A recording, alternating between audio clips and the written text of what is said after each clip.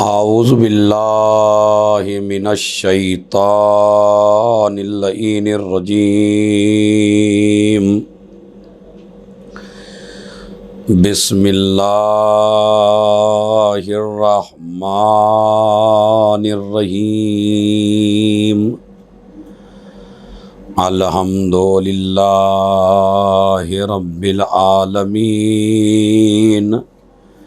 अस्सलातु वस्सलाम वत्तहिय्यतु वल इकराम अला सय्यदिल अनाम सय्यदिना व मौलाना व मौलस सकलैन महबूबे रब्बिल मशरक़ैन वल मग़रबैन जद्दिल हसन वल हुसैन अबिल क़ासिम मुहम्मद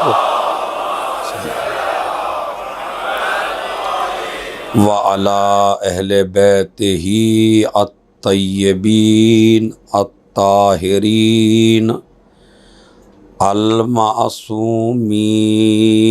अल-मज़लूमीन अल्लज़ीना अज़हबल्लाहु अन्हुमुर रिज्स व तह्हरहुम तत्हीरा व लअनतुल्लाहि अला अअदाइहिम अजमईन मिन यौमिना हाज़ा इला क़यामे यौमिद्दीन। अम्मा बअद क़ालल्लाहु तआला व तबारका फ़ी किताबिही अल करीम व हुवा अस्दक़ुल क़ाइलीन व क़ौलुहु अल हक़। बिस्मिल्लाहिर्रहमानिर्रहीम। सब मिल के तिलावत करेंगे। क़ुल हुवल्लाहु अहद अल्लाहुस्समद लम यलिद वलम यूलद वलम यकुल्लहु कुफुवन अहद। वक़ालल इमाम ज़ैनुल आबिदीन अलैहिस्सलातु वस्सलाम व अम्मा हक़्क़ुल्लाहिल अकबर फ़इन्नका तअबुदुहु ला तुशरिकू बिही शैआ। सलवात भेजो मोहम्मद। मौज़ूए गुफ्तगू रिसालतुल हुकूक़ और इमाम सज्जाद अलैहिस्सलातु वस्सलाम है। हमारी और आपकी गुफ्तगू कल यहाँ तक पहुँची थी कि हमारे इस इमाम का नाम अली है और इसके अलक़ाब जितने भी हैं वो इबादत से मुताल्लिक़ हैं। सैयद सज्जाद, सज्जाद, ज़ैनुल आबिदीन, सैयदुस साजिदीन, आबिद और इसी तरीक़े से ज़ुस्सफ़नात। और ये वो इमाम है कि जिसने मुसल्ले पर बैठकर जहाँ नमाज़ों की अहमियत बताई वहीं पर इमाम हुसैन अलैहिस्सलाम पर गिरिए की अज़मत भी बताई है। अक्सर व बेशतर अज़ादारी को जिस जगह से पेश किया है इमाम अलैहिस्सलातु वस्सलाम ने, उस जगह का नाम मुसल्ला है। मुसल्ले ही को इमाम बारगाह बना दिया, मुसल्ले ही को अज़ादारी की जगह बना दिया और अज़ादारी को मुसल्ले से इतना जोड़ दिया, इस तरह जोड़ दिया कि जो मुसल्ले के लायक नहीं है वो अज़ादार बनने के लायक नहीं है, जो अज़ादार नहीं है वो मुसल्ले के लायक नहीं है। यानी इतना गहरा रब्त है मुसल्ले में और अज़ादारी में, और इस रब्त को कायम किया है हमारे और आपके चौथे इमाम ने। अगर हम अपनी ज़िंदगी में अच्छे अज़ादार बनना चाहते हैं तो हमें मुसल्ले को छोड़ना नहीं है, और अगर हम मुसल्ले की रौनक बनना चाहते हैं तो हमें अज़ादारी छोड़नी नहीं है। हम इन दोनों को साथ लेके चलेंगे, मुसल्ला भी साथ में हो, अज़ादारी भी साथ में हो, तब कहीं जाके हक़ अज़ादारी अदा होता है। इस इमाम का नाम अली है, और जितने भी इमाम हुसैन अलैहिस्सलाम के बेटे हैं सबके नाम अली हैं। अली इब्नुल हुसैन, अली अकबर, अली असग़र, और जितनी भी बेटियां हैं उनके नाम फ़ातिमा हैं, फ़ातिमा सुग़रा, फ़ातिमा कुबरा, फ़ातिमा वुस्ता। ये इसलिए है कि इमाम हुसैन अलैहिस्सलाम को अपनी माँ से और अपने बाप से इतना प्यार था कि वो अपनी बेटी और बेटियों की शक्ल में अपने बाप के नाम को ज़िंदा रखना चाहते थे, ताकि दुनिया का कोई इंसान न लफ्ज़ अली को मिटा सके न लफ्ज़ फ़ातिमा को मिटा सके। हमारे यहाँ जब नाम रखे जाते हैं ख़ानदान में तो सबसे पहला जो आज हमारी मिसिज़ को, हमारी बेगम साहिबा को जो बुखार चढ़ा हुआ है वो चढ़ा हुआ है नया नाम हो। दीन के नाम इन्हें पुराने लगते हैं, आइम्मा के नाम इन्हें पुराने लगते हैं, अहले बैत के नाम इन्हें पुराने लगते हैं, और ये अपने शौहर से विलादत होने के बाद पहली गुजारिश करते हैं, अजी ऐसा नाम रखवाइएगा जो किसी का ना हो। मुझे आप ये बताइए, आप ऐसा नाम रखवा के क्या करेंगी जो किसी का ना हो? मतलब क्या मिल जाएगा? वो चीज़ आप मुझे बताइए, कौन सी चीज़ है जो मिल जाएगी? कहीं इस नए के चक्कर में आप दीन से तो नहीं निकल रही हैं, कहीं इस नए के चक्कर में आप इस्लाम को खैर बात तो नहीं कह रहे हैं, कहीं इस नए के चक्कर में आप दायरे इस्लाम से खारिज तो नहीं हो रहे हैं। एक और चढ़िए कि जनाब कुरान से नाम रखिए। तो भाई अगर कुरान से नाम भी रखना है तो पहले अहले इल्म हज़रात की तरफ रुजू कीजिए, उलमा से पूछिए, उस लफ्ज़ का तर्जुमा देखिए, उस लफ्ज़ के माना देखिए। चूँकि कुरान करीम में कुछ हेल्पिंग वर्ब भी इस्तेमाल हुए हैं, तो आप अगर हेल्पिंग वर्ब को इस्तेमाल कर देंगे तो हेल्पिंग वर्ब के कोई माना नहीं होते जब तक कि वो दूसरे से न मिले। जैसे इन्नमा, अभी इन्नमा कोई नाम थोड़ी है भाई, समझ रहा है? या एक का मैंने बच्ची का नाम पूछा, मुशरिकीना, भाई इसका नाम मुशरिकीना क्यों है? कहा इसलिए कि कुरान मजीद में है। तो कुरान मजीद में तो इबलीस भी है, कुरान मजीद में तो शैतान भी है, कुरान मजीद में तो फ़िरऔन भी है, कुरान मजीद में तो हामान भी है, कुरान मजीद में तो शद्दाद भी है, कुरान मजीद में तो नमरूद भी है, कुरान मजीद में तो काबिल भी है। तो आप इनके नाम रखेंगे क्या? तो ज़रूरी नहीं है कि आप कुरान मजीद से लें, नहीं, जो आप ले सकते हैं मानादार वो लीजिए, वो आपको आलिम बताएगा। लेकिन ये जो नए का चक्कर है, मैं आपसे बताना चाहता हूँ, आप खाली आइम्मा के नाम याद कर लीजिए। आइम्मा के नाम मसलन मौला अली के कितने नाम हैं, मौला अली के कितने अलक़ाब हैं, मौला अली की कितनी कुन्नियतें हैं। फिर इमाम हसन पे आ जाइए, कितने अलक़ाब हैं, कितनी कुन्नियत हैं, क्या नाम हैं। फिर इमाम हुसैन पे आ जाइए, 12 के नाम देख लीजिए, 12 की कुन्नियत देख लीजिए, 12 के अलक़ाब देख लीजिए। फिर इन 12 ने जो अपनी औलादों के नाम रख लिए वो देख लीजिए। फिर अम्बिया के नाम देख लीजिए, फिर रसूलों के नाम देख लीजिए। उसके बाद करबला में 72 शहदा के नाम देख लीजिए, उनकी कुन्नियतें देख लीजिए, उनके अलक़ाब देख लीजिए। याद रखिए, और ये जो नाम है ना 14 के, इनके अलक़ाब और कुन्नियतें और नाम और एक दूसरे को नाम से मिलाना, हुसैन आबिद, आबिद हुसैन, मोहम्मद आबिद, आबिद मोहम्मद, मसलन इसी तरह उलट पुलट भी करते रहेंगे तो आपके बच्चे कम पड़ जाएंगे, मगर आले मोहम्मद के नाम कम पढ़ने वाले नहीं हैं। एक सलावात भेज दें मोहम्मद और आले मोहम्मद। लिहाजा मैं आप हजरात से गुजारिश ये करना चाहता हूँ कि मेरी माँ बहनों, अगर आपको अल्लाह नेमत औलाद दे तो उनके नाम आइम्मा के नाम पे रखो, अहले बैत के नाम पे रखो।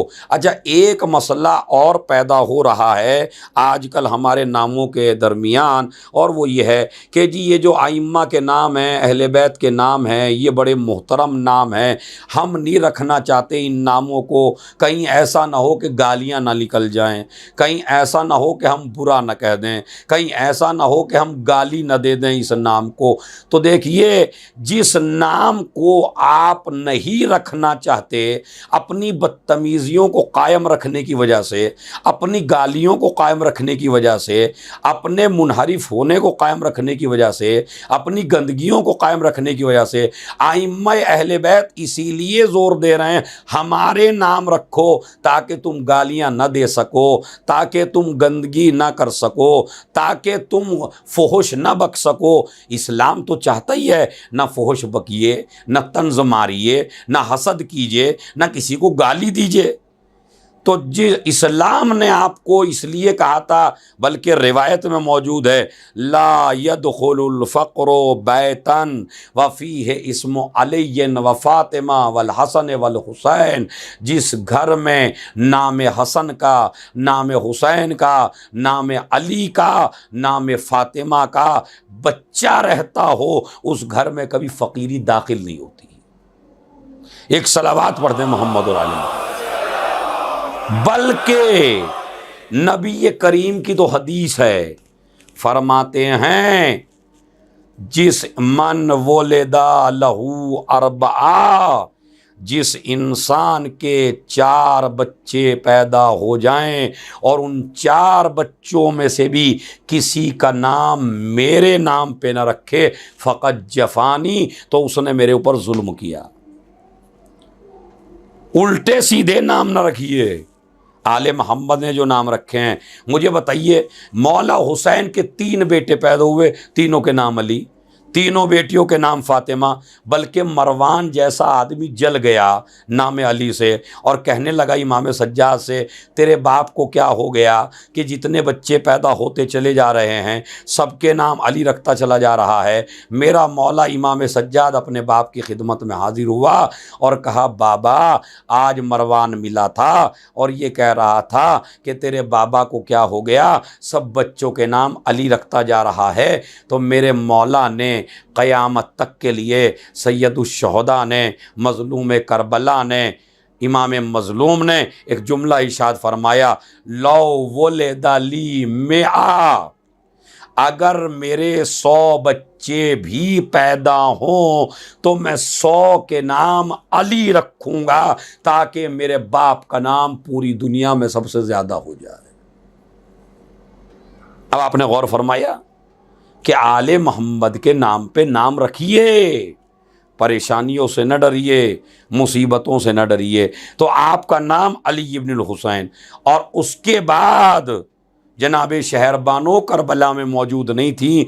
जनाब शहरबानो का इंतकाल मदीने ही में हो गया था। इमाम ज़ैनुल आबिदीन बहुत छोटे थे, हालत निफास ही में शहज़ादी का इंतकाल हुआ है। लिहाजा ये जो मरसियों में शहरबानो थी वो वहाँ मौजूद नहीं थी। ये एक मैंने जुमला आप हज़रात की खिदमत में बयान कर दिया। उसके बाद आप गौर फरमाएँ, जितने अलक़ाब हैं आपको जोड़ने के लिए हैं मुसल्ले से और इबादत से। याद रखिए, याद रखिए और गौर फरमाइए, अल्लाह का हक़ इमाम ने सबसे पहला आपके ऊपर बयान किया, इबादत। उसके अलावा किसी की इबादत ना करना, उसका किसी को शरीक न बनाना। इसीलिए रिवायत में मौजूद है, शेख सदूक़ अलैहिर्रहमान ने अपनी किताब में लिखा, मन क़ाला ला इलाहा इल्लल्लाह, जिसने खुलूस दिल से ला इलाहा इल्लल्लाह कह दिया उसके ऊपर जन्नत वाजिब है, और जिस इंसान ने किसी को अल्लाह का शरीक बना दिया उस पर जहन्नम वाजिब है। तो लिहाजा आप अगर बचना चाहते हैं तो एक ही कलमा है, ला इलाहा इल्लल्लाह। ये ला इलाहा इल्लल्लाह की ताकत बहुत ज़्यादा है। आप नहीं जानते, कलमा ला इलाहा इल्लल्लाह रिवायत में मौजूद है, जिसने एक दफ़ा ला इलाहा इल्लल्लाह कह दिया, जन्नत वाजिब है, जन्नत। ला इलाहा इल्लल्लाह खुलूस दिल से आप कह दें, इसलिए कि ये कलमा वो है जो काफिर को मुसलमान बनाता है। इस कलमे की ताकत नहीं जानते आप। खुदा की कसम, अगर आप ला इलाहा इल्लल्लाह अल्लाह पे भरोसा करके, अल्लाह पे ईमान ला के, तवक्कुल के साथ, खुलूस के साथ ला इलाहा इल्लल्लाह कह दें, तो आप दुनिया में किसी ताकत से डरने वाले नहीं हैं, आप दुनिया में किसी पावर से डरने वाले नहीं हैं। सबसे बड़ी ताकत का नाम है ला इलाहा इल्लल्लाह। अगर आप यकीन न आए तो जब इमाम रज़ा अलैहिस्सलातु वस्सलाम नीशापुर के बाज़ार से गुज़र रहे थे और 25-30 हज़ार का मजमा नीशापुर के बाज़ार में उसने देखा, इमाम अली रज़ा अलैहिस्सलाम की सवारी गुज़र रही है। लोग इमाम की सवारी के आगे ज़मीन पर तड़पने लगे। हद यह है कि उनके बदन पे खाक और मिट्टी ले गई। कुछ लोग इमाम अली रज़ा अलैहिस्सलाम की सवारी को बोसा दे रहे थे, उसके जो कदमों के निशान थे उनको बोसा दे रहे थे और चीख चीख के कह रहे थे, फ़र्जंद रसूल अपने चेहरे की ज़ियारत कराइए। एक मर्तबा इमाम ने अपने चेहरा निकाला, उसके बाद 24,000 कलमदान आए और आके कहने लगे, मौला हमें रसूल की कोई हदीस सुनाइए, हमें रसूल की कोई बात बताइए, हम लिखने के लिए तैयार हैं। 24,000 कलमदान लिख रहे हैं। एक मर्तबा मेरे इमाम ने फरमाया, ला इलाहा इल्लल्लाह हिस्नी, ला इलाहा इल्लल्लाह मेरा मजबूत किला है। फमन क़ाल ला इलाहा इल्लल्लाह दखला हिस्नी, जिसने ला इलाहा इल्लल्लाह कहा वो मेरे किले में दाखिल हो गया, और जिसने ला इलाहा इल्लल्लाह कह दिया अमिना मिन अज़ाबी, वो मेरे अज़ाब से महफूज हो गया। ये हदीस उलमा ने नोट की, 24,000 कलमदानों ने लिखी। इमाम की सवारी आगे बढ़ी। उसके बाद इमाम ने महमिल से झांक के कहा, वलाकिन बेशर्तिहा व शुरूतिहा, लेकिन ला इलाहा इल्लल्लाह कह देना काफ़ी नहीं है, बल्कि इसकी कुछ शर्तें हैं। जुमला कहते हैं व अना मिन शुरूतिहा, और मैं उन शर्तों में से एक शर्त हूँ।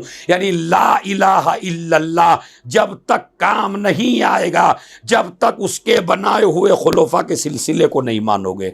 एक सलावात भेज दे मोहम्मद वाले। जब तक आप ला इलाहा इल्लल्लाह के साथ उन शर्तों को नहीं मानोगे, तो जिसने ला इलाहा इल्लल्लाह कह दिया वो जन्नत में दाखिल हो गया। तो पहला हक़ है बंदे के ऊपर उसकी तौहीद का मानना और उसकी तौहीद को मान के इबादत खुदा करना। अब ये इबादत क्या क्या है? इबादतों में सबसे बड़ी इबादत का नाम है नमाज। सुन लीजिए गौर से, इस्लाम में सबसे बड़ी इबादत का नाम है नमाज।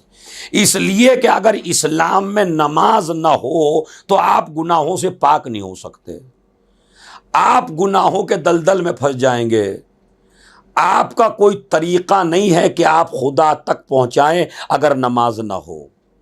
क्यों? मैं अभी सुनाता हूँ आपको। रिवायत में मौजूद है कि जनाबे आदम से जब तर्क औला हो गया और जनाबे आदम को दुनिया में भेजा गया, तो इमाम फरमाते हैं, रसूल फरमाते हैं, और हमारी सारी बड़ी किताबों में ये वाक़या मौजूद है। वसाइल शिया में भी ये बात मौजूद है। वसाइल शिया में लिखते हैं कि एक काला दाग जनाबे आदम की पेशानी पर ज़ाहिर हुआ उस तर्क औला की वजह से, और उस तर्क औला की वजह से जब ये पेशानी पे ज़ाहिर हो गया तो पेशानी से फैलते फैलते मुंह काला हो गया, हाथ पैर काले हो गए, पूरा जिस्म काला हो गया।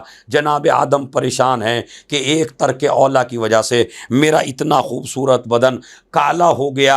अब जनाब जिब्राईल आए ज़मीन के ऊपर, आदम अगर तुम चाहते हो कि तुम्हारा ये बदन गोरा हो जाए, तुम्हारा ये बदन नूरानी हो जाए, तुम्हारा ये बदन नूर से चमकने लगे, तो आप सुबह की नमाज़ पढ़िए। उन्होंने सुबह की नमाज़ तालीम दी, जनाब आदम ने नमाज़ पढ़ी, उसके बाद ज़ोहर की नमाज़ तालीम दी, उसके बाद फिर असर की, इसी तरह एक एक नमाज। हालांकि पहली नमाज जो वाजिब हुई वो नमाज ज़ोहर है।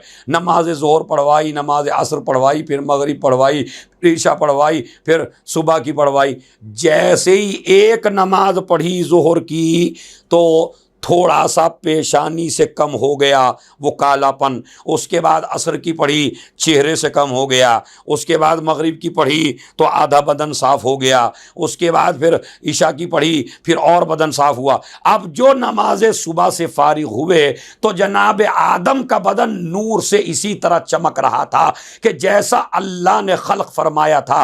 तुम भी जब माँ के पेट से पैदा हुए थे तुम्हारे नाम आमाल में कोई गुनाह नहीं था, बिल्कुल पाक थे, बिल्कुल साफ थे। जब जवान हुए कहीं गीबत का गुनाह, कहीं हसद का गुनाह, कहीं इल्ज़ाम का गुनाह, कहीं इत्तहाम का गुनाह, कायनात में गुनाह करते करते चले गए। अगर ये नमाज न होती तो तुम अल्लाह से मुलाकात के लायक न बनते, अली से मुलाकात के लायक न बनते, अहले बैत से मुलाकात के लायक न बनते। इसलिए नमाज को वाजिब किया गया ताकि अगर ज़िंदगी में गुनाह हो जाएं तो जिस तरह आदम का तर्क औला माफ़ हुआ था इस नमाज के जरिए, इसी तरह जो तुम्हारे जिस्म से, तुम्हारी रूह से गुनाहों से मुतासिर हो जाता है तुम्हारा बदन और तुम्हारा जिस्म, जैसे जैसे नमाज पढ़ते चले जाओगे गुनाहों से पाक व साफ होते चले जाओगे। एक सलावात भेज दे मोहम्मद और आले मोहम्मद। ये है नमाज का रीज़न।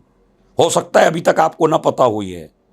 नमाज की असल वजह यह है कि वो जो गुनाह आप हो गए हैं उन गुनाहों का खात्मा हो तो कैसे हो, आप हुर बने तो कैसे बने, आप पाकीज़ा बने तो कैसे बने। तो वो आपको इसीलिए है जब इंसान सुबह की नमाज पढ़ता है तो ये सुबह की नमाज ईशा से लेके सुबह तक जो गुनाह आपने बीच में किए थे ये सुबह की नमाज ख़त्म करती है। फिर जो गुनाह सुबह की और ज़ोहर की नमाज के बीच आपने किया वो नमाज ज़ोहर ख़त्म करती है। फिर नमाज ज़ोहर और असर के दरमियान का गुनाह नमाज असर ख़त्म कर देती है। फिर जो असर से लेकर मगरिब तक किया वो मगरिब ख़त्म कर देती है। यानी एक ही दिन में आप पाको साफ़ होते हैं। एक नमाज अपने पीछे के गुनाहों को माफ़ करवा देती है और आप बिल्कुल पाको साफ़ हो जाते हैं। बल्कि अभी मैं आपको रिवायत सुनाता हूँ, नबी ने फरमाया, ये भी हदीस वसाइल शिया में मौजूद है कि नमाज को आप ऐसे समझिए। मिसाल देते हैं, हम्मा का लफ्ज़ रिवायत में इस्तेमाल किया नबी ने कि नमाज जो है एक हम्मा यानी गर्म पानी का चश्मा, गर्म पानी की नहर। ईमान नबी फरमाते हैं कि अगर किसी इंसान के दरवाज़े के सामने एक गर्म पानी का चश्मा मौजूद हो या नहर मौजूद हो, गौर फरमाइए, वसाइल शिया की रिवायत है, अगर किसी मोमिन के घर के सामने एक गर्म पानी का चश्मा या एक नहर जारी हो और आप 5 बार उस चश्मे से अपना बदन धोएं तो बताइए क्या आपके बदन पर मैल बाकी रहेगा? तवज्जो चाहता हूं मैं। अगर आप उस चश्मे से नहा लें तो क्या बदन पर आपके मैल बाकी रहेगा? तो आप समझेंगे नहीं मैल बाकी, हाँ शारजा वालों बोलो, तो हाँ मैल बाकी नहीं रहेगा। 5 मरतबा व नबी ने इसी तरह फरमाया कि बस नमाज भी इसी तरह है कि जिस तरह एक आदमी के घर के सामने गर्म पानी का चश्मा मौजूद हो और वो उससे रोज़ नहाता हो तो जिस तरह उसके बदन पे कसाफत बाकी नहीं रहती, इसी तरह वो बंदा जो रोज़ अपनी पेशानी को सजदे में रखता हो, अब नमाज सुबह पढ़ी, अब मगरिब व इशा पढ़ी, अब ज़ोहर व असर पढ़ी, दिन में ये जो 5 वक्त नमाज़ें पढ़वाई जा रही हैं, 5 नमाज़ें पढ़वाई जा रही हैं, ये इसलिए हैं ताकि आपकी रूह में, आपके बदन पर कोई गुनाह का असर बाकी ना रहे। एक सलावात भेज दे मोहम्मद वाले। ये मसला है अजीज़ा ने मोहतरम। गौर फरमाया आपने कि नमाज को क्यों रखा गया? आपको पाक साफ करने के लिए। और हद यह, कल इंशाअल्लाह वज़ू के बारे में बताऊंगा मैं कि वज़ू के क्या फ़ायदे हैं, वज़ू को किस तरह करना चाहिए, कैसे करना चाहिए और कितने फ़ायदे होते हैं वज़ू के। आज मैं पहले आपको नमाज की अहमियत, चूँकि इमाम का लक़ब है सैयदुस्साजिदीन, इमाम का लक़ब है ज़ैनुल आबिदीन, इमाम का लक़ब है सज्जाद, तो यह है नमाज। नमाज के लिए जब आप मस्जिद में जाते हैं, तवज्जो चाहता हूँ, बहुत बड़ी बात है। नमाज के लिए जब आप मस्जिद में जाते हैं तो ये जो एक एक कदम है आपका, इस एक एक कदम पे आपके लिए अज्र लिखा जाता है। इसीलिए हुक्म है थोड़ा सा पैदल चल के मस्जिद में जाइए। अगर अल्लाह ने आपको सवारी दी, मसलन आपके घर से मस्जिद का रास्ता 3 मिनट की दूरी पे है, तो कोशिश करिए स्कूटर से ना जाइए, गाड़ी से ना जाइए। आप 5 मिनट का रास्ता है, चले जाइए टहलते हुए। चूँकि ये जो टहलना है जिस्म के लिए तो मुफीद है ही, मगर ये रिवायत में आपको एक सुनाता हूँ। शेख सदूक अलैहिर रहमा, उनकी किताब का नाम है सवाबुल आमाल व इकाबुल आमाल, इंटरनेट पे मौजूद है, सर्च कर सकते हैं।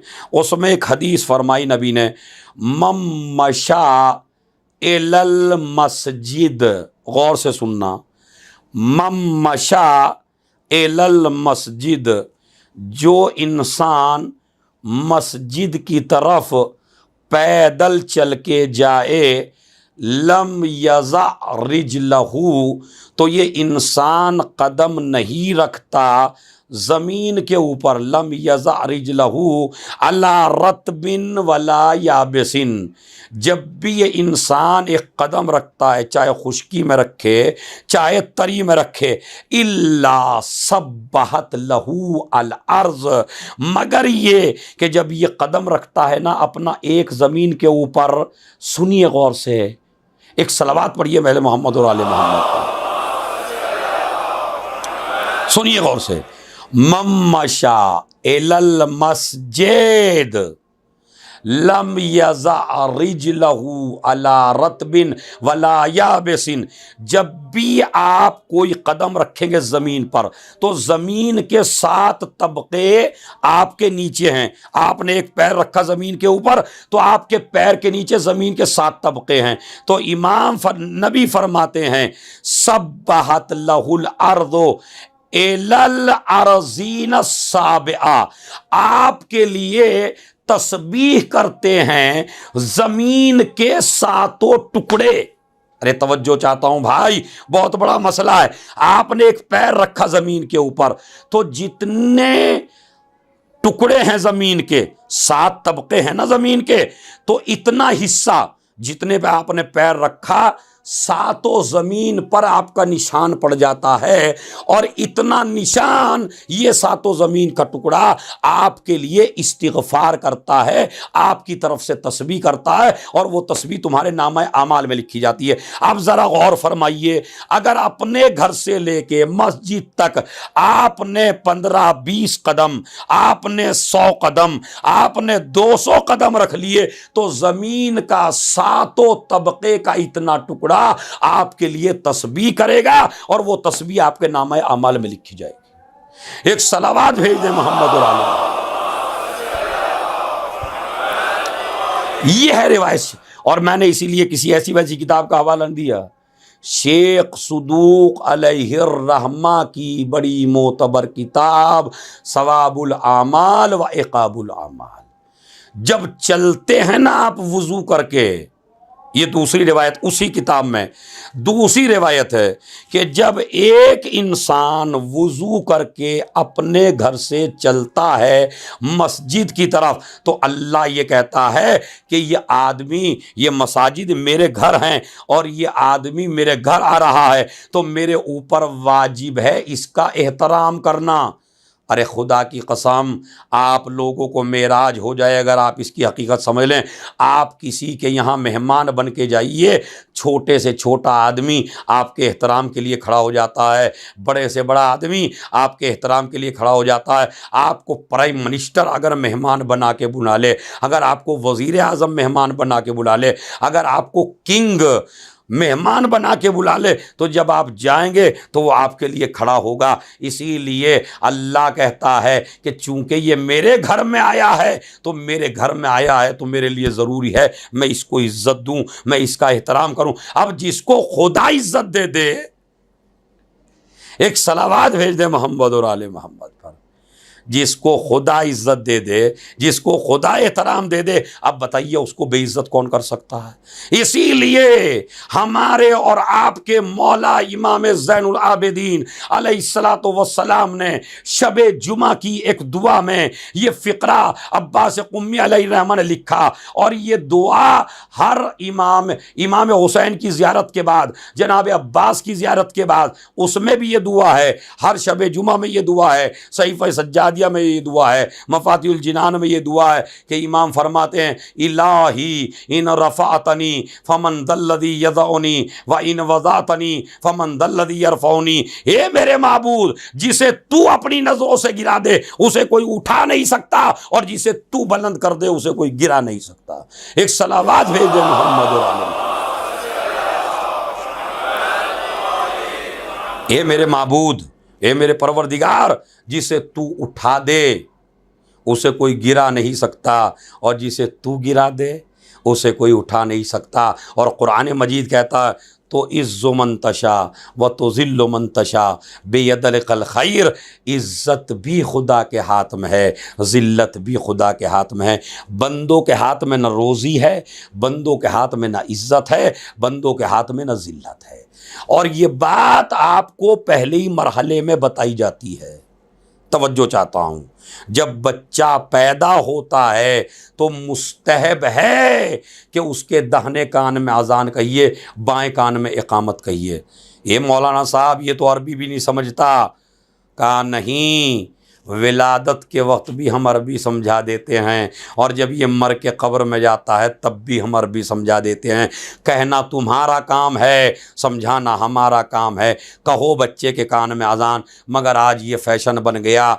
मैं ये कहता हूँ कि बाप को इस लायक तो कम से कम होना ही चाहिए कि अपने बेटे के कान में अजान कह सके।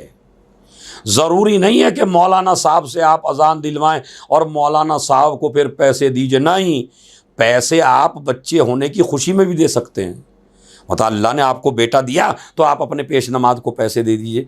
फ़र्ज़ कीजिए पेश नमाज को फुर्सत नहीं है, आपके इमाम जुमा को फुर्सत नहीं है 2-3 दिन, तो बच्चा ऐसे ही पड़ा हुआ बग़ैर अजान के उल्टी सीधी बातें सुन रहा है। इस्लाम कहता है इसके कान में कोई आवाज़ नहीं जानी चाहिए, सबसे पहली आज़ान की आवाज़ जाए, अल्लाहु अकबर।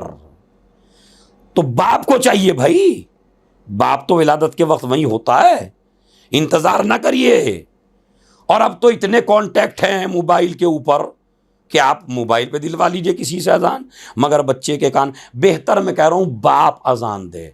और मौलाना साहब को हदिया देना ना भूलना, वो तो देना ही है आपको, क्योंकि बेटा अल्लाह ने आपको दिया तो आप दीजिए। ये थोड़ी कि अजान दिलवाएंगे तभी देंगे, मगर कम से कम बाप जब अजान देगा तो अगर नहीं आती तो पहले सीखेगा। कम से कम इसीलिए सीख लो कि अल्लाह ने बेटा दिया है। तवज्जो चाहता हूँ मैं, कम से कम इसीलिए सीख लो कि अल्लाह ने औलाद इनायत फरमाई है, लिहाजा बाप को चाहिए अजान दे।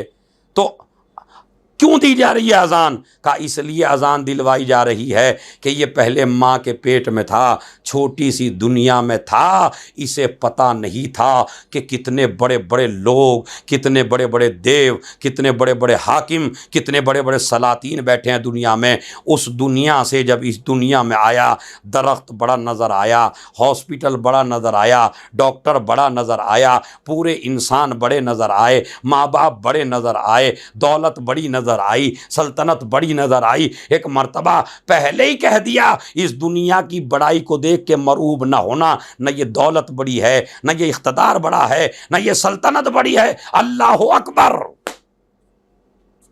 अगर कोई बड़ा है तो तेरा परवरदिगार बड़ा है, इसलिए अजान कहलवाई।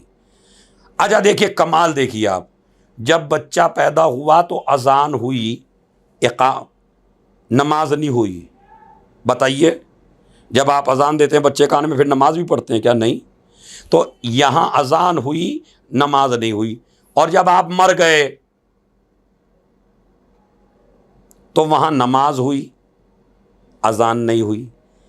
अगर आप इसको गौर फरमा लें, अगर आप इस पे तवज्जो दे लें, खुदा की कसम एक बहुत बड़ा मैसेज है अगर आपके दिलों में उतर जाए।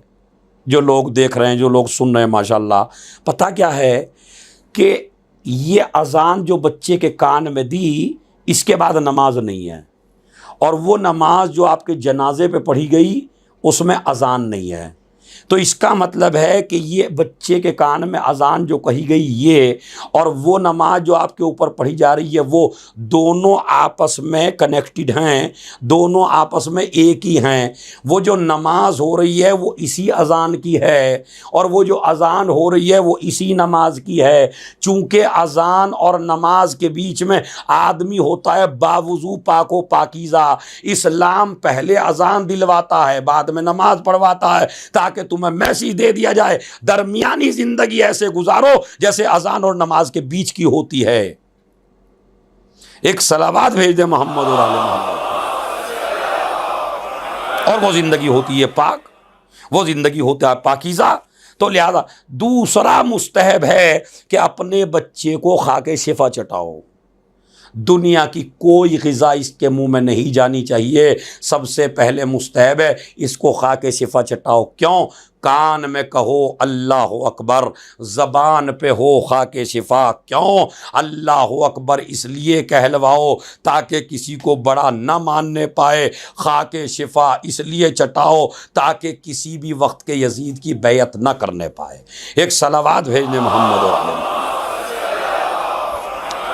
तो इब्तदा ही से तुम्हें आदी बनाया जा रहा है ला इलाहा इल्लल्लाह का, इब्तदा ही से तुम्हें आदी बनाया जा रहा है अल्लाह का हक़ अदा करने का।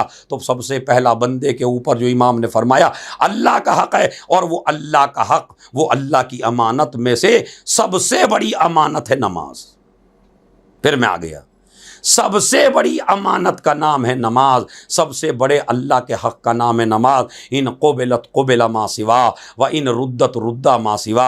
अगर ये नमाज कबूल है तो सारे अमाल कबूल हैं, और अगर नमाज कबूल नहीं है तो कोई भी अमल काबिल कबूल नहीं है।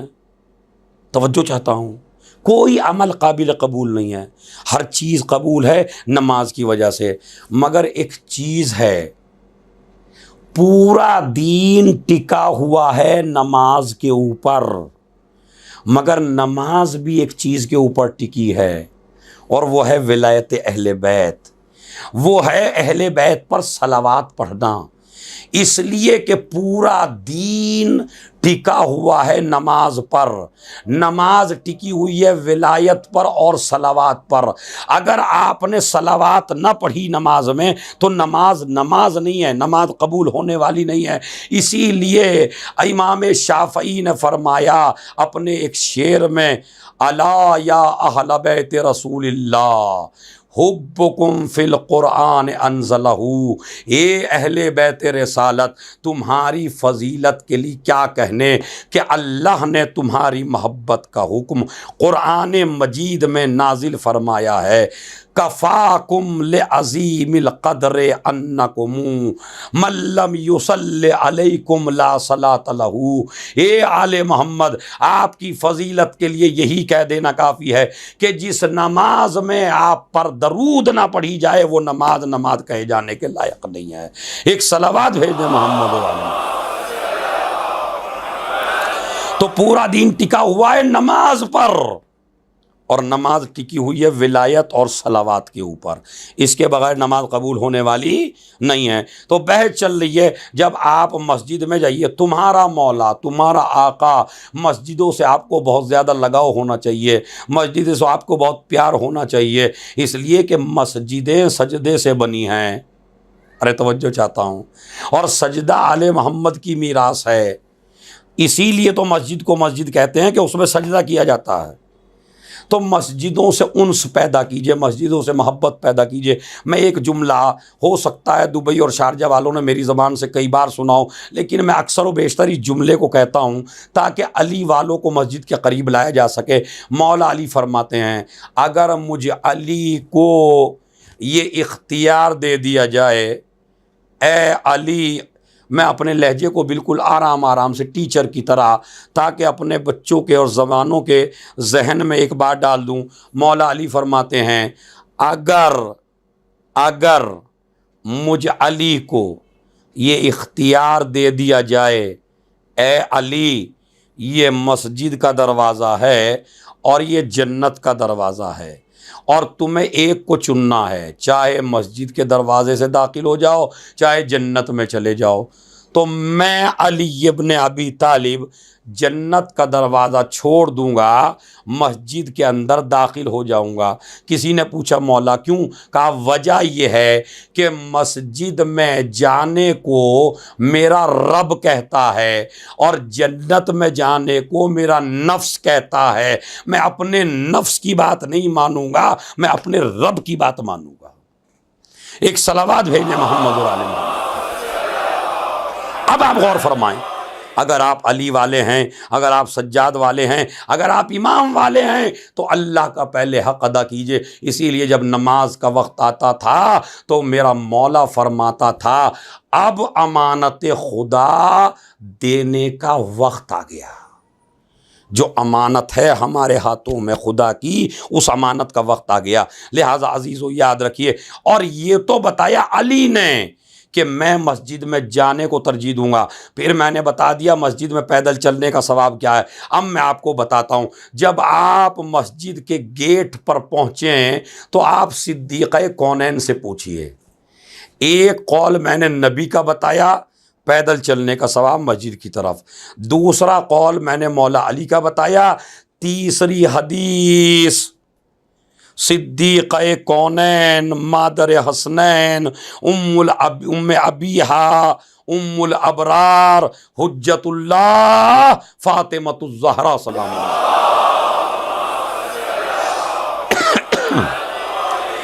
उनका फरमान है कि मोमिनों जब मस्जिद के गेट पर जाना तो ऐसे ही इंटर ना होना, पहले बिस्मिल्लाह पढ़ना, बिस्मिल्लाह के बाद अपने को गुनाहों से पाक करना। चूँकि अल्लाह के घर में जा रहे हो ना, तो अल्लाह के घर में इस्तिग़फ़ार करके जाओ, पाक हो के जाओ। क्या फरमाती हैं?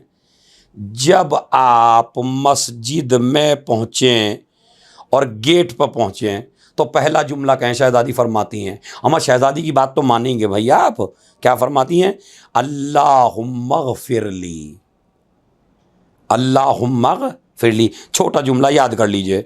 जब आप मस्जिद के गेट पर पहुँचें, जवानों अपने दिलों पे लिख लीजिए, चूँकि माशाल्लाह आप नमाज़ों में जाते हैं तो ये चीज़ आपको शहज़ादी कौनैन तोहफ़े में दे रही हैं।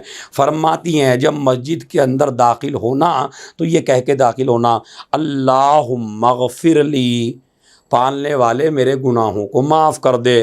फिर कहती हैं वफ़्तह ली अबवाबा रहमतिक, पालने वाले मेरे लिए अपनी रहमत के दरवाज़े खोल दे। अरे तवज्जो चाहता हूँ भाई, क्या जुमला मेरी शहज़ादी ने बताया। अल्लाहुम्मा ग़फ़िरली, फिर देख लीजिए, इसको लिख लीजिए, याद कर लीजिए, 3-4 दिन में याद हो जाएगी। अल्लाहुम्मा ग़फ़िरली, पालने वाले मुझे माफ़ कर दे। वफ़्तह ली अबवाब रहमतिक, और मेरे लिए रहमत के दरवाज़े खोल दे। तो जब आप मस्जिद में चले जाते हैं और मुसल्ले पे खड़े हो जाते हैं तो रिवायत में मौजूद है कि अल्लाह की रहमतें इस नमाज पढ़ने वाले को चारों तरफ से घेर लेती हैं। अगर ये रहमतें इसको नज़र आ जाएं तो खुदा की कसम कभी मुसल्ला नहीं छोड़ सकता। मासूम फरमा रहे हैं भाई, इमाम फरमा रहे हैं, अगर इस नमाज पढ़ने वाले को ये मालूम हो जाए कि ये जो मुसल्ले पे मैं आके खड़ा हुआ हूँ कितनी रहमतें मेरे ऊपर नाजिल हो रही हैं, चूँकि मैं अल्लाह का हक़ अदा कर रहा हूँ। अल्लाह का हक़ इमाम सज्जाद ने क्या बताया? उसकी इबादत करना। इबादतों में सबसे बड़ी इबादत है मुसल्ले पे जाना। इबादत, मैं इबादत कर रहा हूँ तो अल्लाह इतनी रहमतें नाजिल करता है, अगर नमाज पढ़ने वाले को पता चल जाए तो ये कभी मुसल्ले से ना हटे। इतनी रहमतें नाजिल होती हैं। अब ये रहमतों में घिर जाता है। उसके बाद शहज़ादी फरमाती हैं जब मस्जिद से निकलने लगे तो दूसरा जुमला है अल्लाहुम्मा ग़फ़िरली, पालने वाले मेरे गुनाहों को माफ़ फरमा। वफ़्तह ली अबवाब फ़ज़लिक, मेरे लिए अपने फ़ज़ल के दरवाज़े खोल दे। देखिए कहीं कहीं मस्जिदों के गेट पर ये दुआएं लिखी हुई होती हैं, लेकिन आप इंटर कर जाते हैं, आप तवज्जो ही नहीं देते। आप रहमत नहीं चाहते क्या? बताइए आप। जब आप रहमत चाहते हैं, अल्लाह के घर में जा रहे हैं, तो शहज़ादी के कौल को फॉलो करें ना। शहज़ादी फरमाती हैं अल्लाहुम्मा ग़फ़िरली वफ़्ताहली अबवाबा रहमती, दाखिल होते वक्त अल्लाहुम्मा ग़फ़िरली वफ़्ताहली अबवाबा फ़ज़ली, पालने वाले मेरे लिए अपने फ़ज़ल के दरवाज़े खोल दे। चूँकि अब मैं तेरी मस्जिद से जा रहा हूँ ना, तो बीवी इंतज़ार में है, बच्चे इंतज़ार में हैं, अब मुझे रिज़्क़ चाहिए, मेरी फैमिली को रिज़्क़ चाहिए। तो शहज़ादी क्या कहती हैं, ये नहीं कहा अबवाब वफ़्ताली अबवाब अदलिक, अपने अदल के दरवाजे खोल दे, नहीं। अदल में तो जितनी कोशिश करोगे इतना मिलेगा। अगर 1000 का काम किया और 1000 तुम्हें दे दिया जाए तो ये अदालत है। देखिए, अदालत में और फजल में ज़मीन आसमान का फ़र्क है। आपने एक मज़दूर को तय किया और आपने कहा तुम इतना काम करो, मैं तुम्हें 500 रुपये दूंगा, तो आपने काम करने के बाद उसे 500 रुपये देगी, यह है अदालत। लेकिन अगर आपने कहा काम करिए 500 दूंगा और उसके बाद वो चलने लगा, आपने उसको 1000 दे दिए, तो वो उन 500 से इतना खुश नहीं है जितना इन 200 से या 300 से जो ऊपर रख के आपने दिया। इसलिए कि अदालत की हद है मगर फजल की कोई हद नहीं है। अगर बंदे के फजल की कोई हद नहीं हो सकती तो जो अल्लाह हो, एक सलावात भेज दे मोहम्मद। जब बंदे के फजल की कोई हद नहीं है, कुछ कितना भी दे सकते हैं आप, फजल का मतलब है कितना भी दे दीजिए, 4000 दे दीजिए, 6000 दे दीजिए, 10,000 दे दीजिए, 15,000 दे दीजिए मजदूर को, ये फजल है। इसीलिए इमाम सज्जाद की एक दुआ आप पढ़ते हैं, खुदा की कसम इन दुआओं को दिलों पे लिख लीजिए। क्या जुमला फरमाया मेरे मौला ने, सोने के हुरूफ से लिखने के लायक ये जुमला है। क्या फरमाते हैं, इलाही आमिलना बेफजलिक वला तो आमिलना बेअदलिक, परवरदिगार मेरे साथ अपने फजल से काम लेना, अपनी अदालत से काम ना लेना। अज़ादारो हम और आप, अगर अल्लाह अदालत से हमारा हिसाब लेने लगे तो कौन बचेगा? न मौलवी, न मुजतहिद, न आलिम, न नोह खान, न मरसी खान, न अज़ादार, न मातमदार, कोई भी नहीं बचेगा अगर अदालत से काम लेने लगे। इमाम सज्जाद ने क्या बताया, अमल पर घमंड करके अपने खुदा के सामने ना आना। अगर तुम बहुत बड़े नमाजी हो, बहुत बड़े मातमदार हो, बहुत बड़े नोहा खान हो, बहुत बड़े ख़तीब हो, बहुत तुमने दीन के लिए काम किया है, तुमने इमाम बाड़े बनवाए, तुमने मस्जिदें बनवाई, तुमने यतीम खाने बनवाए, तुमने हॉस्पिटल बनवाए, इतना अमल इतना किया नहीं है आपने, लेकिन अगर इतना भी कर लो तो तब भी ये ना कहना खुदा मेरे साथ अदालत से काम लेना, चूँकि मैंने तो इतना काम कर रखा है, अगर अदालत से देगा तो भी ज़्यादा है। क्या पता किस में नीयत कैसी थी। इसलिए इमाम कहते हैं ये न कहना अदालत से काम ले, अमल पे घमंड ना कर, अदालत से बख्शा नहीं जाएगा, फजल से बख्शा जाएगा। तवज्जो चाहता हूं मैं, ये दुआ कुनूत में दुआ पढ़िए आप, इलाही आमिलना बेफजलिक वला तो आमिलना बेअदलिक, पालने वाले मेरे साथ अपने फजल से काम लेना, अपनी अदालत से काम ना लेना। तो जब आप मस्जिद से निकलेंगे तो अल्लाह का फजल है। इसीलिए सूरह जुमा में भी है, सूरह जुमा में भी यही बात है कि आप जब घर से निकलो और मस्जिद से निकलो तो फजल खुदा तलाश करो। अल्लाह का फजल है चारों तरफ, ये दुआ ज़रूर पढ़िए। अब अजीज़ों, मैंने मस्जिद में जाने की, मस्जिद में फिर मौला अली ने क्या फरमाया, कितना बड़ा दर्जा है मस्जिद का, कितना एहतमाम है। खुदा की कसम, अगर आप मस्जिद में जाते हैं तो चलने का सवाब मैं आपको यहाँ से बता देता हूँ। एक मोमिन किसी ज़माने में इबादत खुदा के लिए सुबह के वक्त मस्जिद की तरफ चला। जब चला तो रास्ते में कुछ गंदा पानी था, बारिश का पानी समझ लीजिए या कोई और पानी समझ लीजिए, गंदा पानी जमा हो जाता है तो उसमें पैर फिसल गया, गिर गया। घर पहुंचा, शैतान बड़ा खुश है कि नजीस हो गया, अब नहीं आएगा, मगर वो नहाया, कपड़े बदले, फिर मस्जिद की तरफ। शैतान ने फिर उसको गिरा दिया। फिर वो घर गया, तिबारा, फिर उसने वुज़ू किया, नहाया, कपड़े बदले, फिर मस्जिद की तरफ आ गया। 30 मरतबा फिर शैतान ने गिरा दिया। फिर घर गया, कपड़े बदल के फिर मस्जिद की तरफ, क्योंकि अभी नमाज का वक्त है, नमाज सुबह का। कहते हैं जब चौथी मर्तबा गया तो एक बुज़ुर्ग को देखा जिनकी दाढ़ी बड़ी लंबी, बड़ा मुक़द्दस लिबास पहने हुए, वो चिराग लिए हुए, चिराग जो पुराने ज़माने में चलते थे, शम्मा लिए हुए, कह रहा है सरकार इधर से आइए, बच बच के आइए ताकि पैर ना फिसल जाए। अब उन्होंने रास्ता दिखाया, उसको अंधेरा था, शम्मा से रास्ता दिखाया। अरे इतना बड़ा मोमिन, अरे ऐसी दाढ़ी, अरे इतना बेहतरीन लिबास, अरे इतनी खुशबू, ऐसा बिल्कुल मुक़द्दस की शक्ल में आया है ये। रास्ता दिखाया, मस्जिद के दरवाजे तक छोड़ा, चलने लगा वापस। मोमिन ने कहा बड़े मियाँ जब आई गए हो तो नमाज़ पढ़ लो। कहा नहीं मैं नमाज नहीं पढ़ता। जा क्यों रहे हो, ये काम आपने। कहा मोमिन से कहने लगा शायद तुमने मुझे पहचाना नहीं। कहा कौन। कहा मैं शैतान हूँ।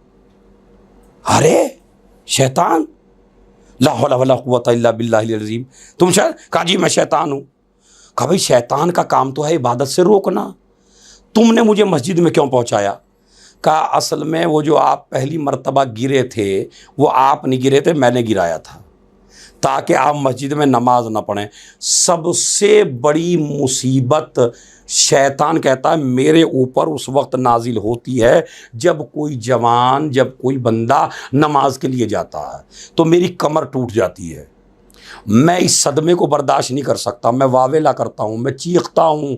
चूँकि मैंने आदम को सजदा नहीं किया था तो मेरी मर्ज़ी है कि रूए ज़मीन पर आप कुछ भी कर लें मगर सजदा ना करें। सबसे बड़ा मुखालिफ हूँ मैं सजदे का, सबसे बड़ा मुखालिफ हूँ मैं नमाज का, सबसे बड़ा मुखालिफ हूँ मैं अल्लाह के सामने झुकने का, इसलिए कि मुझे शैतान बनाया ही एक सजदे के इनकार ने। अब अज़ादारो गौर करो, मातम करके, मजलिस करके, नोहे पढ़ के अगर नमाज ना पढ़ सके तो शैतान क्या कहता है, सबसे पसंदीदा मुझे वही है जो नमाज छोड़ दे, जो सजदा ना करे। तो ये जो आपको सिखाया जा रहा है इबादत से दूर होने का और सजदा न करने का, ये आपको शैतान का सिपाही बनाया जा रहा है, ये आपको शैतान की तरफ माइल किया जा रहा है, ये आपको शैतान के ग्रुप में शामिल किया जा रहा है। शैतान के ग्रुप में शामिल ना होना अज़ादारो, मातमदारो, तुम्हारा इमाम सैयदुस साजिदीन है, तुम्हारा इमाम ज़ैनुल आबिदीन है, तुम्हारा इमाम सज्जाद है। इबादत से गाफिल ना होना। उसने कहा कि भाई तुमसे। कहा मैं शैतान हूँ, मैंने तुम्हें मस्जिद में पहुँचाया। कहा क्यों। कहा जब मैंने तुम्हें पहली मर्तबा गिराया और तुम तैयार हो के फिर आ गए तो अल्लाह ने तेरे सारे गुनाह माफ़ कर दिए। उसके बाद मैंने दोबारा फिर गिरा दिया, तुम तैयार हो के फिर आ गए, तुम्हारे गुनाह तो सारे ख़त्म हो गए। अब तुम्हारे इस दोबारा आने की वजह से अल्लाह ने तुम्हारे माँ बाप के गुनाह माफ़ कर दिए। उसके बाद जब तिबारा तुम तैयार हो के आ गए, मैंने गिराया तो अल्लाह ने तेरे पड़ोस, तेरे रिश्तेदारों के गुनाह माफ़ कर दिए। चौथी मर्तबा जो गिराया और तू नहा धो के आया तो अल्लाह ने तेरे पड़ोसियों के गुनाह माफ़ कर दिए। तो अब मैंने सोचा अब मैं तुझे रास्ता दिखा दूं, कहीं ऐसा ना हो तेरी वजह से पूरा गांव न बख्श दिया जाए। एक सलावात भेज दे मोहम्मद और आले मोहम्मद। बात अजीज़ों, ये है नमाज, ये है नमाज। तो नमाज से फरामोश ना कीजिए, नमाज से गफलत ना बरतिए। इसलिए कि इमाम सज्जाद ने फरमाया बंदे के ऊपर सबसे पहला हक़ है उसके परवरदिगार का, उसके माबूद का, और उन हक़ को अदा करने में सबसे बड़ी इबादत अगर कोई है तो वह है नमाज।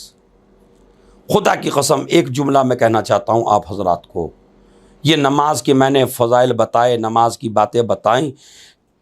एक शरीयत का एक मसला है, उसे देखिए आप। जब आदमी का दम सख्ती से निकलता है, उसकी रूह सख्ती से निकलती है, एहतज़ार होती है, जांकनी होती है, और आपका दम सख्ती से निकल रहा है, तो अब क्या करें अपने घर में।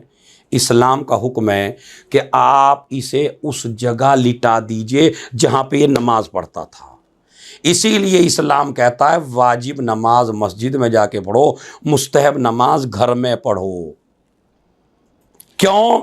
ताकि तुम्हारे घर में एक जगह ऐसी हो कि मुअय्यन के जिस जगह आप नमाज पढ़ते हो, जब तुम्हारी रूह सख्ती से निकल रही है तो न तुम्हारा पैसा काम आएगा, न तुम्हारी दौलत काम आएगी, न तुम्हारा इख्तदार काम आएगा, न तुम्हारी सल्तनत काम आएगी, न तुम्हारी औलाद काम आएगी, न तुम्हारा ख़ानदान काम आएगा, न तुम्हारा रिश्तेदार काम आएगा। सबसे ज़्यादा उस वक्त जब रूह निकल रही है, सबसे ज़्यादा दो चीज़ें काम आएंगी। ज़बान से ला इलाहा इल्लल्लाह मोहम्मद रसूलुल्लाह अलीयुन वलीयुल्लाह, आइम्मा के नाम जितना हो सके वो जो बैठे हुए हैं बराबर में, उनको चाहिए कि जब दम निकल रहा हो तो आप उसे अल्लाह का नाम, मोहम्मद का नाम, अली का नाम, 12 इमामों का नाम बोलते रहिए, उसके सामने बोलते रहिए। जितना जिलता बोलते रहेंगे इतना इतना मौत की सख्ती ख़त्म होती रहेगी। ये तो अक़ीदा मजबूत करवाया जा रहा है, अब एक अमल करवाया जा रहा है। चूँकि ये मोमिन नमाज पढ़ता था इस जगह, तो इस जगह की भी ख़ासियत ये हो गई कि इस जगह जाके इसे सुकून मैसर होगा, इसलिए इसे वहाँ लिटा दो जहाँ पे इसका दम निकलता, जहाँ पे ये नमाज पढ़ता था, ताकि इसकी रूह आसानी से निकल जाए। ये है अजीज़ो। लेकिन अगर आप नमाज ही के मुनकिर हैं, मैं क्यों पढ़ूँ, मैं तो मातमी हूँ, मैं क्यों पढ़ूँ, मैं तो जंजीर जनी करता हूँ, मैं क्यों पढ़ूँ, मैं तो अहले बैत वाला हूँ, मैं क्यों पढ़ूँ, मैं तो अली वाला हूँ। याद रखिए, ये आपको जो बहका रहे हैं न लोग, ये तो मियाँ खुद ही अपना पीछा बचाते फिरेंगे जहन्नम में, ये तो खुद ही परेशान होंगे। ऐसे पीरों को क्यों मानते हो जो खुद ही परेशान हो जाएं? अरे आपको मानने के लिए आपके पास 14 मौजूद हैं। अगर नमाज से गाफिली होना, इनकारी करना है तो मुझे आप बताओ, असहाब हुसैन में कौन बेनमाजी था? अम्बिया में कौन बेनमाजी था? आइम्मा में कौन बेनमाजी था? आइम्मा के चाहने वाले सहाबा में कौन बेनमाजी था? और अगर तुम्हें कोई ना मिले हिस्ट्री में तो फिर आप क्यों बेनमाजी हो? आप क्यों हो भाई? क्या जवाब है आपके पास? ये जज्बात के जवाब देने से काम नहीं चलता। अज़ादार आप हो ही नहीं सकते जब तक आप इबादत गुजार ना हो, और इबादत गुजार भी आप हो नहीं सकते जब तक आप अज़ादार ना हो। ये जुमला मैंने तकरीबन 5-6 साल पहले का आज रिपीट कर रहा हूँ। अज़ादार होने के लिए इबादत गुजार होना ज़रूरी है, इबादत गुजार होने के लिए अज़ादार होना ज़रूरी है। ना अज़ादारी कबूल है बगैर इबादत के, ना इबादत कबूल है बगैर अज़ादारी के। मैंने पढ़ा था आपकी खिदमत में, बहन ज़ैनब ला तंसीनी फ़ी सलातिल लैल, मेरी बहन मुझे नमाज शब में न भूलना। और इमाम सज्जाद की तो क्या, जनाब ज़ैनब की नमाज शब भी क़ज़ा नहीं है। हद ये है, हद बता रहा हूँ, हद। आले मोहम्मद के यहाँ बैठ के नमाज पढ़ना बहुत बड़ी मुसीबत है, सबसे बड़ी मुसीबत है अज़ादारों, आले मोहम्मद के यहाँ बैठ के नमाज पढ़ना। एक दिन इमाम सज्जाद ने कैद खाने में अपनी फूफी को बैठ के नमाज पढ़ते देख लिया। फ़ौरन कहा, फूफी अम्मा बैठ के नमाज क्यों पढ़ रही हैं? कहा, मेरे लाल, खाना पानी इतना कम मिलता है कि अपने हिस्से का मैं बच्चों को खिला देती हूँ। ये मेरे सज्जाद, अब तेरी फूफी में इतनी ताकत नहीं रही कि ये खड़े होकर नमाज पढ़ सके। उस बैठने में भी नमाज शब क़ज़ा नहीं है। तो मेरी माँ बहनों, आपने सबक नहीं लेना है, आपको गौर नहीं करना इस बात के ऊपर। नमाज क़ज़ा नहीं है। हाँ अजीज़ों, ये जो दिन चल रहे हैं उसमें बस में वो शहज़ादी कि जिसका इतना एहतराम जब मदीने से लाए थे ना, तो अब्दुल्ला इब्न सिनान कूफ़ी कहता है कि जब ये काफ़िला मदीने से जा रहा था तो मैंने सोचा मैं ये देखूं ये मदीने वाले रूह मदीना को कैसे रुख़सत करते हैं। तो लिहाजा मैं महल्ले बनी हाशिम में पहुंचा। मैंने देखा महमिलें लाई गईं। एक मर्तबा एक बीबी निकली, अली अकबर आगे बढ़े, एहतराम से सवार कराया। दूसरी बीबी निकली, कासिम आगे बढ़े, एहतराम से सवार कराया। तीसरी बीबी निकली, अब्बास आगे बढ़े, एहतराम से सवार कराया। लेकिन अभी तक मैं ये मंज़र देख रहा था, अभी तक हुसैन कुर्सी पे बैठे थे, लेकिन न जाने क्या हुआ, एक बीबी निकली, एक बाजू अब्बास ने पकड़ा, एक बाजू अली अकबर ने पकड़ा। हुसैन कुर्सी से उठे, कुर्सी से उठने के बाद अपना जानू ज़मीन पे बिछाया। उस बीबी ने हुसैन के जानू पे कदम रखा, महमिल में सवार हो गई। किसी ने पूछा, अरे ये कौन है? कहा, अरे ये ना पूछ, ये अली की बेटी ज़ैनब कुबरा, जिसके पर्दे का इतना एहतमाम। अब ज़रा मुझे इंसाफ से तो बताइए, जब आप सीरिया जाएंगे और ज़ियारत जनाब ज़ैनब करेंगे और जनाब ज़ैनब की ज़ियारत पढ़ेंगे कब्र पे जाके, तो उसमें एक जुमला है कि यहाँ तो इतने एहतमाम से सवार कराया गया था, लेकिन जब ज़ैनब करबला से चलने लगी तो एक मर्तबा अब्बास की तरफ देखा और देख के कहा, या अबल फज़ अंतल्लज़ी अरकबतनी हीन अरदतुल खुरूज मिनल मदीना। ए मेरे भाई अब्बास, अरे जब मैं मदीने से चली थी तो तूने मुझे सवार कराया था। ए अब्बास, अरे अब मेरा कोई सवार कराने वाला नहीं है। हाँ अजीज़ो, ये काफ़िला कूफे पहुँचा। जैसे ही काफ़िला कूफे पहुँचा, ज़ैनब की नज़रें झुक गईं, ज़ैनब का सर झुक गया। सज्जाद ने कहा, फूफी अम्मा क्या बात है? कहा, बेटा सज्जाद, ये वही कूफा है कि जहाँ मैं शहज़ादी बन के रहती थी। ए सज्जाद, ये वही कूफा है जहाँ मैं क्लास लिया करती थी। ये वही कूफा है जहाँ 4000 औरतें मेरे क्लास में आया करती थी। लेकिन हाय आज ज़ैनब पे क्या वक्त आ गया। अभी ये मरहला था, लोग चीख रहे हैं, रो रहे हैं, उल्टा तारुफ कराया जा रहा है। अली की बेटी ने खुतबा देना शुरू किया। रसूल और अली का एक सहाबी अब्दुल्ला इब्न अफीफ एज़दी नाबीना हो गया। एक आंख जंगे जमल में चली गई, एक आंख जंगे सिफ़ीन में चली गई। वो गुज़र रहा है, गुज़रते गुज़रते क्या सुनता है कि कोई ख़तीब है जो खुतबा दे रहा है। चलते चलते कदम रुक गए। कहने लगा, बेटी क्या क़यामत आ गई? कहा, बाबा क्यों? कहा, इसलिए, ये बता ये तकरीर कौन कर रहा है? कहा, बाबा तकरीर करने वाले से क्या मतलब? कहा, नहीं बेटी, आवाज़ तो उसकी है कि जिसकी आवाज़ क़यामत से पहले सुनने की उम्मीद नहीं है। कहा, किसकी आवाज़ है? कहा, ये तो मेरे मौला अली की आवाज़ है। मेरा मौला 40 हिजरी में दुनिया से जा चुका है। ये अली कहाँ से, क्या क़यामत आ गई जो अली आवाज़ दे रहे हैं, जो अली खुतबा दे रहे हैं? एक मरतबा बेटी ने हाथ छुड़ाया, उस काफ़िले में पहुँची जहाँ मजमा इकट्ठा हुआ था। पूछा, भाई ये तकरीर कौन कर रहा है? एक मरतबा किसी ने इशारा किया सैयद सज्जाद की तरफ। वो बच्ची सैयद सज्जाद के करीब आई, आके कहती है, भाई पहले तो मेरा सलाम लो। सज्जाद रोने लगे, बेटी तुमने हमें सलाम के लायक समझा? कहा, हाँ भाई ये बता कि ये तकरीर कौन कर रहा है? कहा, बेटी तुझे तकरीर करने वाले से क्या मतलब है? कहा, नहीं मेरा बाबा अली का सहाबी है और वो ये कहता है कि इस बीबी की आवाज़ अली की आवाज़ से मिलती है, बता तो सही कौन है? एक मरतबा मेरे मौला ने सर झुकाया, सर झुका के कहा, बेटी अपने बाप से जाके कह देना अली तो नहीं, अली की बड़ी बेटी ज़ैनब कुबरा तकरीर कर रही है। ये बच्ची आले मोहम्मद के घराने से वाकिफ़ थी। एक मरतबा तड़प गई, तड़प के कहती है, भाई जिसके अब्बास जैसा भाई हो, जिसके हुसैन जैसा भाई हो, जिसके अकबर जैसा भतीजा हो, भला वो क्यों तकरीर करेगी? कहा, हुसैन भी साथ हैं, अब्बास भी साथ हैं, अली अकबर भी साथ हैं। अरे मैं तेरा चौथा इमाम ज़ैनुल आबिदीन, हाथों में हथकड़ियाँ, पाँव में बेड़ियाँ, वो नोके नेज़ा पे मेरे बाप का सर है, वो घोड़े की गर्दन में मेरे चचा का सर है। अरे बाग़े ज़हरा उजड़ गया, अपने बाबा से जाके मेरा सलाम कह देना, कहना कि क़यामत आ गई।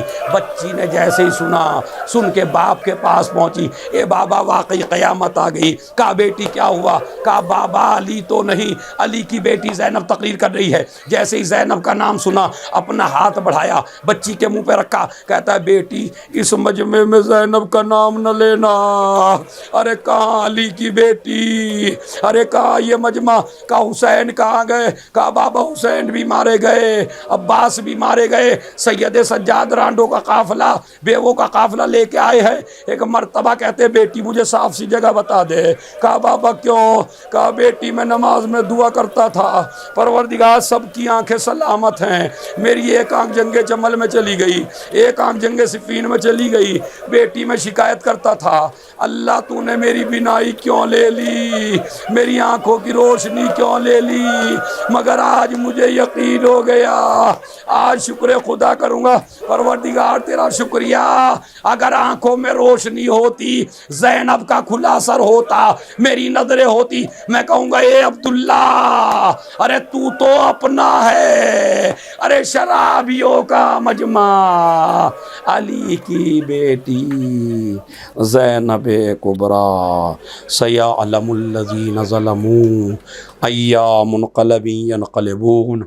अल्लाहुम्मा अग़फ़िर लिल मोमिनीन वल मोमिनात वल मुस्लिमीना वल मुस्लिमात अल अहयाइ मिनहुम वल अमवात ताबि बैनना व बैनहुम बिल खैरात इन्नका मुजीबुत दाअवात इन्नका अला कुल्लि शैइन क़दीर।